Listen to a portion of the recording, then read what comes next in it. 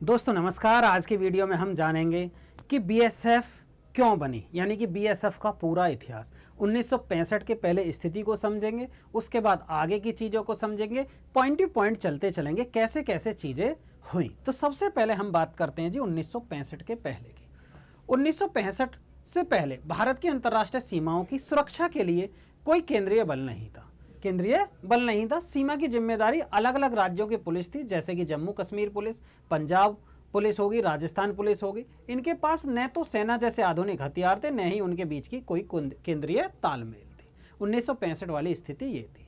फिर आखिर हुआ क्या ऐसे? उसके बाद कच्छ का संकट हुआ, यानी कि अप्रैल 1965 में 9 अप्रैल 1965 को क्या हुआ जी, रन ऑफ कच्छ में सरदार पोस्ट और विगो कोट जैसी भारतीय पुलिस चौकियों पर अचानक भारी तोपखाने और टैंकों से हमला कर दिया जी पाकिस्तान सेना ने।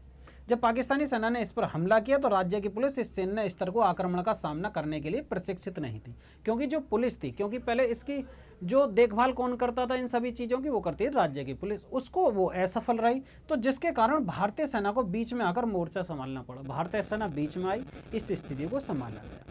फिर यह इस युद्ध जैसी स्थिति और पाकिस्तान के धोखे के बाद तत्कालीन प्रधानमंत्री, उस टाइम के प्रधानमंत्री थे लाल बहादुर शास्त्री और गृह मंत्री थे गुलजारी लाल नंदा ने गहराई से महसूस किया कि देश की सीमाओं पर 24 घंटे की कड़ी नजर रखने, घुसपैठ रोकने और युद्ध के समय सेना की मदद करने के लिए एक विशेष रूप से केंद्रीय और सुसज्जित बल का होना आवश्यक है। ठीक है, उन्होंने इस बात को महसूस किया कि सीमा पर जो ना एक विशेष केंद्रीय बल होना चाहिए। जब इसको महसूस किया तो उसके बाद यह है जी एक सिफारिश कमेटी बनी, यानी कि स्थापना के लिए एक सचिवों की कमेटी थी। ठीक है, कि सिफारिश को स्वीकार करते हुए भारत सरकार ने 1 दिसंबर 1965 के विभिन्न राज्यों की सशस्त्र पुलिस बटालियन को आपस में मिलाकर सीमा सुरक्षा बल यानी कि बीएसएफ का गठन किया जी 1 दिसंबर 1965 को। तो सबसे पहले जो महान पुलिस अधिकारी के.एफ. रुस्तमजी को बीएसएफ का पहला महानिदेशक यानी कि डीजी बनाया गया। इन्हें बीएसएफ का जनक भी कहा जाता। यहाँ तक पॉइंट समझ में आया, यहाँ तक बात क्लियर। यानी कि प्रारंभिक घटक, प्रारंभ के समय की बात है कि बीएसएफ का गठन केवल 25 बटालियन के साथ हुआ था। तो ये रही बात कैसे क्यों। अब आगे चलते हैं जी बीएसएफ की और आगे कहानी सुनते हैं। 1971 का भारत पाकिस्तान युद्ध हुआ था, यानी कि उसमें जब बांग्लादेश मुक्त हुआ था, मुक्ति वाहिनियों को प्रशिक्षण दिया था। यानी कि जो आज हमारा जो पूर्वी पाकिस्तान यानी कि जो वर्तमान में बांग्लादेश, जो पाकिस्तान से जो अत्याचार हो रहे थे उनके खिलाफ जो लड़ रहे थे, उन लड़ाकों को प्रशिक्षण देने पर हेल्प की थी किसने जी, बीएसएफ ने। ठीक है, युद्ध की घोषणा से पहले जब पूर्ण युद्ध हुआ उस टाइम पर पूर्वी भारत और पश्चिमी भारत में, ठीक है, भारतीय सेना के साथ कंधे से कंधा मिलाकर, ठीक है, ये लोग बीएसएफ वाले लड़ते रहे। उसके बाद इंदिरा गांधी ने भी इनकी बहुत प्रशंसा की थी जी, खुले मंच पर सराहना की थी जी इंदिरा गांधी ने भी बीएसएफ के जवानों की। आगे की बात करते हैं। फिर 1980 और 1990 के दशक में जब पंजाब में उग्रवाद हो रहा था, यानी कि आतंकवाद फैल रहा था, आतंकवादी विरोधी दौर चल रहा था, तो 1980 के दशक में जब पंजाब में आतंकवाद चरम पर था, कानून व्यवस्था बहाल करने के लिए बीएसएफ को तैनात किया गया। इसके साथ ही पाकिस्तान की तरफ से हथियारों और आतंकियों की सप्लाई रोकने के लिए बीएसएफ ने क्या काम करा जी, वो बीएसएफ ने जो सीमा उस पर तारबंदी की, ठीक है, कटीली तारों की फेसिंग लगाने का ऐतिहासिक काम शुरू किया। कश्मीरी घाटी में भी आतंकवाद का मुकाबला करा जी इन्होंने, जो आतंकवाद है उनका मुकाबला किया, क्योंकि 1990 के दशक में बिगड़े हालातों को काबू करने के लिए बीएसएफ को आतंकवाद विरोधी अभियानों के लिए घाटी अंदरूनी हिस्से में उतारा गया। शीर्ष आतंकी कमांडरों को ढेर कर वहां सुरक्षा व्यवस्था बनाई, यानी कि जो शीर्ष थे वो आतंकवाद के जो कमांडर थे उनको मार गिराया। आगे चलते हैं जी इनके बीएसएफ के बारे में थोड़ा सा आगे। एक हुआ था 1999 में कारगिल युद्ध। कारगिल युद्ध हुआ तो बीएसएफ वाले जवान अलग अलग परिस्थिति में लड़े, जैसे कि अलग अलग परिस्थिति में वो दौरान अतम विषम और शून्य से नीचे के तापमान वाली बर्फीली पहाड़ियों पर बीएसएफ के जवानों ने सेना के साथ मिलकर पाकिस्तानी घुसपैठियों का सामना किया और अपनी चौकियों की रक्षा की। अब यहाँ पर देखा बीएसएफ के जवान अलग अलग परिस्थितियों में जब लड़े, यानी कि बर्फीली क्षेत्र में भी लड़े, तो यहाँ पर एक सीमा एक बल नीति बनाई गई। कारगिल युद्ध के बाद भारत सरकार ने देश की सुरक्षा व्यवस्था की कमियों को सुधारने के लिए कारगिल रिव्यू कमेटी का गठन किया गया। इसमें क्या हुआ, इसमें यह हुआ कि इस समिति की सिफारिश पर सरकार ने नीति बनाई कि हर अंतर्राष्ट्रीय सीमा की सुरक्षा की जिम्मेदारी केवल एक समर्पित बल को दी जानी चाहिए। यानी कि जो भी ये वाला पॉइंट मैं बता रहा हूँ, यानी कि अंतर्राष्ट्रीय सीमा की सुरक्षा, यानी कि हर एक अंतर्राष्ट्रीय सीमा की सुरक्षा के लिए एक समर्पित बल होना चाहिए, समर्पित बल को दी जानी चाहिए। ऐसा है कि एक निश्चित सीमा किसको दी जानी चाहिए जी, वो एक समर्पित बल को दी जानी चाहिए। तब इसके तहत बीएसएफ को विशेष रूप से भारत पाकिस्तान और भारत बांग्लादेश की संवेदनशील सीमाओं की रक्षा की जिम्मेदारी का काम सौंपा गया। उसके बाद ही सौंपा गया जी कारगिल के युद्ध के बाद, जब उन्होंने देखा क्या कमी थी, अलग अलग परिस्थितियों में लड़े, तो इन्होंने देखा कि एक निश्चित सीमा के लिए एक निश्चित समर्पित बल होना चाहिए। तो बीएसएफ को भारत पाकिस्तान और भारत बांग्लादेश की सीमा पर रक्षा के लिए, यानी कि वहां पर ड्यूटी के लिए इनको काम सौंपा गया जी। ठीक है, भारत और पाकिस्तान की सीमा कितनी है जी, 3323 किलोमीटर, भारत बांग्लादेश की इतनी। ठीक है, इस पर डिजिट पर मत जाना, थोड़ा घना अगर अंतर हो तो कोई दिक्कत नहीं। अब ये बात हुई। फिर है जी आधुनिक युग और वर्तमान स्वरूप। विश्व का सबसे बड़ा सीमा रक्षक बल है।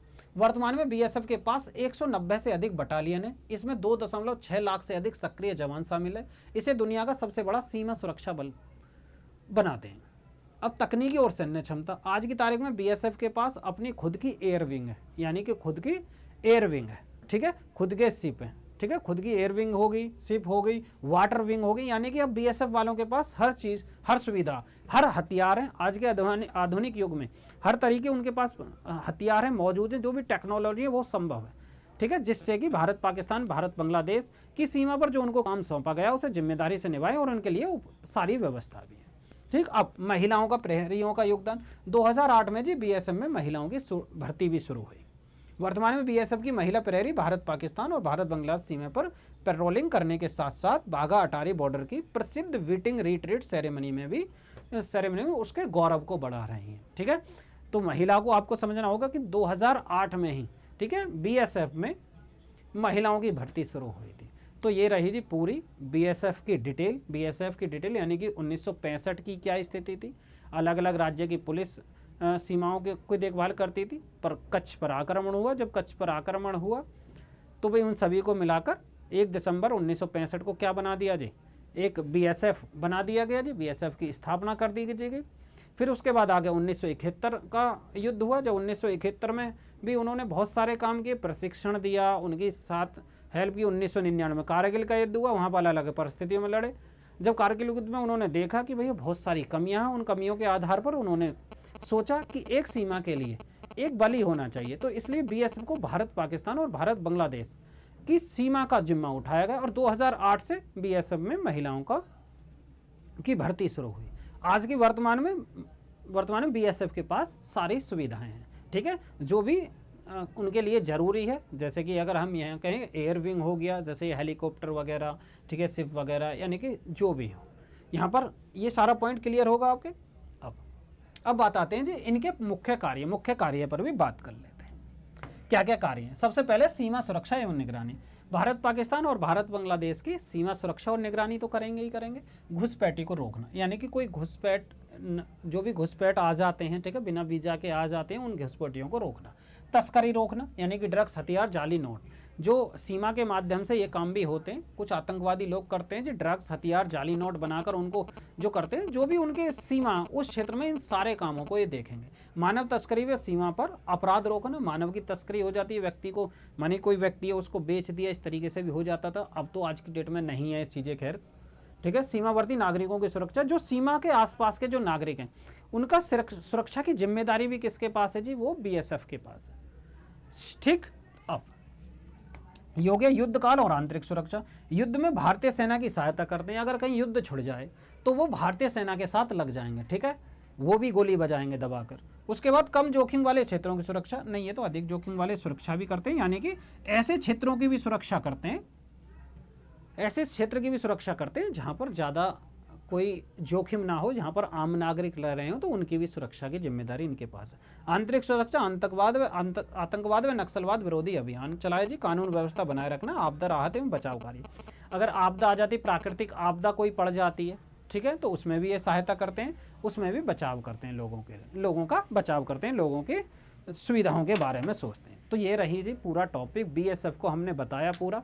1965 से पहले की क्या स्थिति थी, कच्छ में एक हमला हुआ, हमले के बाद क्या हुआ जी, बीएसएफ का निर्माण हुआ, 1971 का युद्ध हुआ, उसके बाद 1971 के बाद जी 1999 कारगिल युद्ध, कुछ कमियां थी, रिव्यू कमेटी बैठी।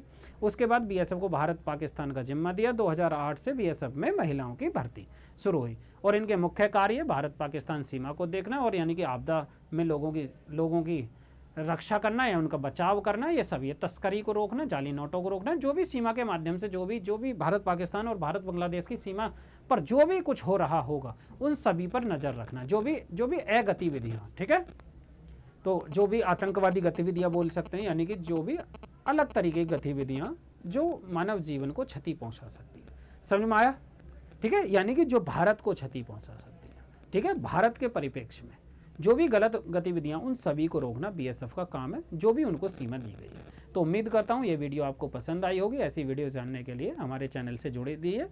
नेक्स्ट एक और डिपार्टमेंट की पूरी डिटेल लेकर आएंगे। तो आज की वीडियो को यहीं समाप्त करते हैं, मिलते हैं नेक्स्ट वीडियो में। नमस्कार।